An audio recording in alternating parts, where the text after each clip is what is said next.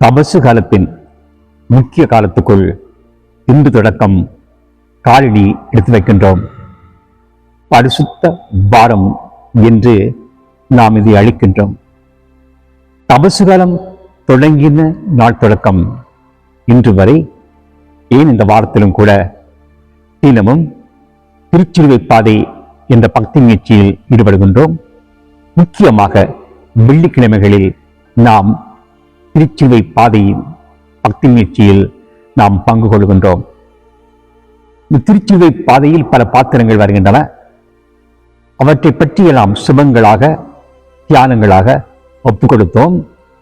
ஆயினும் அவற்றின் சில பாத்திரங்கள் கூறுகின்ற வாழ்க்கை நிகழ்ச்சிகள் எம் வாழ்க்கை நிகழ்ச்சிகளாக மாற வேண்டும். சிலுவை பாதை என் வாழ்க்கை பாதையை தொட வேண்டும். உதாரணமாக 5வது ஸ்தலத்தில் சிறுவராகிய சீமோன் இயேசுவுக்கு உதவி செய்ய வருகின்றார்.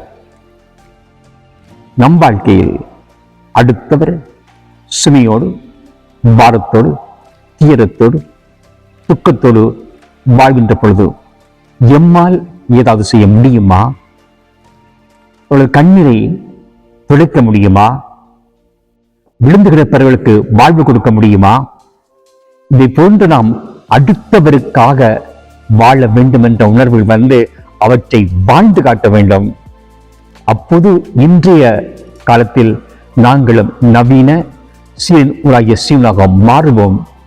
அதைத்தான் இயேசு எதிர்பார்க்கின்றார்.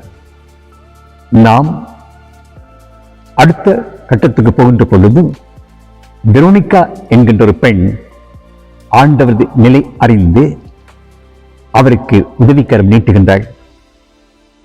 இந்த நேரத்தில் அந்த உதவி செய்ய அவளுக்கு துணிவு தேவைப்பட்டது. துணிந்தாள், செய்தாள். இயேசுவின் முகத்தை துடைத்து ஒரு ஆறுதல் கொடுத்தாள். எங்கும் பார்க்கின்ற பொழுது அடுத்தவருக்கு ஆறுதல் கொடுக்கின்ற நிகழ்ச்சி என் வாழ்க்கையிலே முக்கியமானது. அடுத்தவர்களில் நாம் இயேசுவை காண வேண்டும். கண்டு அவர்களுக்கு நாம் இயேசு இருந்தால் எப்படி செய்வாரோ அதுபோன்று நானும் இயேசுவின் ஒரு பிள்ளையாக அடுத்தவர்களுக்கு உதவி செய்து வாழ்ந்து காட்ட வேண்டும். அதைத்தான் திருச்சிலுவை பாதையில் இயேசு விரும்புவார். அதை போன்று நாம் 8ஆம் ஸ்தலத்துக்கு போற பொழுது அங்கு எருசலேம் பெண்கள் இயேசுவின் நிலை கண்டு பரிவு கொள்கிறார்கள். அவர் பக்கம் வருகின்றார்கள். ஏதோ ஒரு விதத்தில் அவை அனைத்தும் இயேசுக்கு ஒரு சாதகமான உற்சாகத்தை கொடுக்கின்றன. இதை போன்று எங்கள் வாழ்க்கை பாதையில் நாம் அடுத்தவளை தேவை அறிந்து வாழும் பொழுதுதான் திருச்சிலுவை பாதையின் ஆஸ்வாதங்கள் எங்கள் மேல் விடும். எங்கள் மேல் மட்டுமல்ல, எங்கள் குடும்பத்தின் மேலும் விடும் என்ற நம்பிக்கையில் அடுத்தவருக்காக வாழ்ந்து காட்டுவோம். குறிப்பாக சில நிகழ்ச்சிகளை செய்ய முடியாது கஷ்டப்படுகின்ற பொழுது இயேசுவே உமக்காக என்ற அந்த மந்திர ஜெபத்தை மனசில் சொல்லி, இயேசுவே உமக்காக இந்த மந்திர ஜெபத்தை சொல்லி நாம் சில வேளைகளில் நமக்கு எதிராக செயற்பட்டவர்கள், என் மனசிலே காயத்தை ஏற்படுத்தியவர்கள், கோபதாப மனசோடு இருப்பவர்களோடு உறவை வளர்க்க வேண்டும். ஆண்டவர் இயேசு சொன்னார், இந்த வார்த்தையில் சொன்னார், உங்களை சபிப்பவருக்காக ஜெபியுங்கள். கடைசி நான் என்னுடைய விரோதிகளுக்காக ஜெபிக்கிற பிள்ளையாக மாற வேண்டும். சிலருடைய கோபதாபம் வரும். இயேசுவே உமக்காக நாம் பொறுமையா இருப்பேனப்பா என்ற அந்த மந்திர சபத்தை சொல்லி பொறுமையை கடைபிடித்து வாழ வேண்டும்.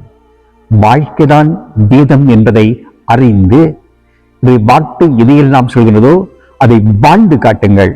அப்பொழுது ஆண்டவர் இறுதி நாளில் உங்களை பார்த்து ஆசீர்வதிக்கப்பட்டவளை வாருங்கள், ஏனெனில் நான் பசியாயிருந்தேன், எனக்கு உணவு கொடுத்தீர்கள் என்று உங்களுக்கும் அந்த ஆசீர்வாதம் வந்து சேரும்படியாக அவர் செயற்படுவார்.